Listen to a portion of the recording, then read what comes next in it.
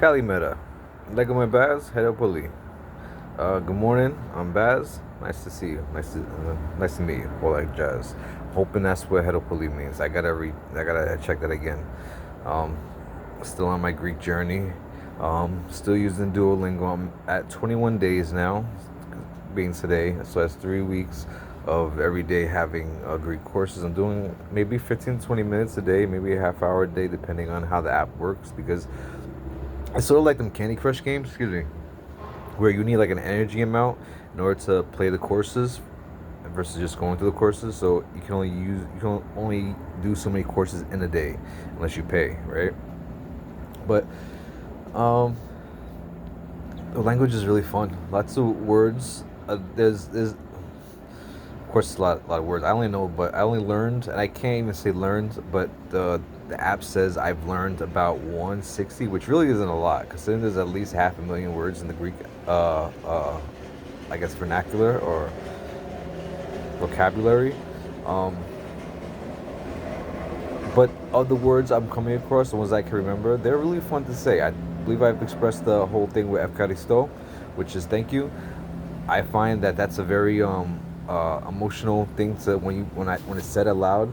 It feels very emotional. Like it feels like it comes from the chest when you're saying "efkaristo" versus "thank you" or "merci" or "grazie." Um, then you have other fun words like "portocali," which means orange. I thought that was cool. I'm wondering, does that just mean the color, or does that also mean the fruit portocali? Is portocali the orange, or is portocali also the color? Just how, like for us, orange means both the fruit and the color. I'm curious. Um, then there's weird words like nastimos, which means tasty, but it sounds like nasty. Like if I was to tell my girl that shit is nastimos, that shit is nasty, but that could mean tasty. It's kind of interesting. Um, Another one I thought was weird is fagio. This is where I got questions like, is was there a part in early American culture for like, because American English is not the same as English English. People want to say it is, but because of how diverse and how many cultures melted into America, you have English that is influenced by Irish settlers, English that's influenced by Italian settlers, English that's influenced by German, by Dutch, by Spanish, by French. So American English is a melting pot. So I wonder if Greek had an influence as well. Not to be funny, but fagio meaning or fageo meaning food. I wonder if that was like an insult or nastimos. If somehow that turned into nasty. I gotta do a little bit more research on the etymology of those words, and maybe I'll figure it out. But it's curious. And then there's one, the Museo Disco, the Disco Museum. Now, a lot of the words, how I'm learning is when you're learning Latin, how they describe something seems backwards to how like English would describe something. Like we would just say the red rose, whereas in Italian or Spanish they would say the rose that is red, right? If you were to translate it word for word. Now, some of for a lot of what I'm reading with Greek, it's the same thing. Is more so like English than is like Latin, where you would say the pink rose or the red rose versus the rose that is pink. But then you have things like the Museo of Disco, which means the Disco Museum, which I kind of digressed a little bit because I had a question. This is for people who speak Greek and they live in Greek or whatever, in Greece or whatever. Are disco museums a thing?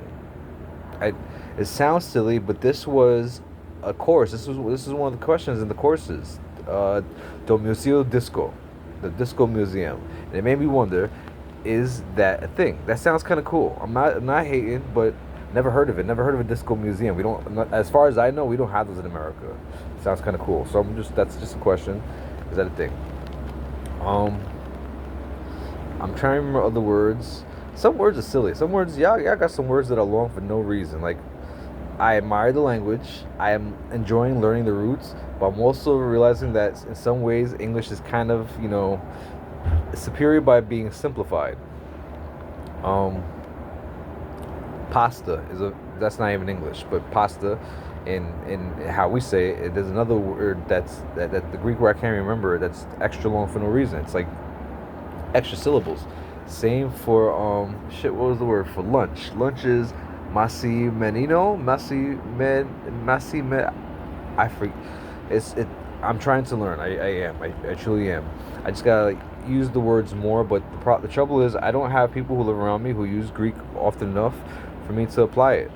And the people who are around me, they don't really care to hear Greek. Um, my mother might entertain it here and there, but everyone else they don't care about Greek. They're thinking like, ah, here he goes again. Because to them, it's just me being an egg. Because when I get into something, if I'm interested in something, I study it. I'm studying it. I'm reading it. I'm learning as much as I can of it, and I kind of nerd out on it. I become a real big egghead about it. And folks who know me probably see it as that like, ah, here he goes again. Another thing that he's fascinated with, and this time it's the Greek language. Motherfucker, we don't speak Greek. I know, but it's fun. And it's not called Greek in Greek. It's called Elleniki, and it's not called Greece in Ellenica. It's called Alada, which it's all beautiful. It's all fun to learn. Yeah. That's it for now. Keeping this one short. Until next time. Yeah, have a good one. Yeah.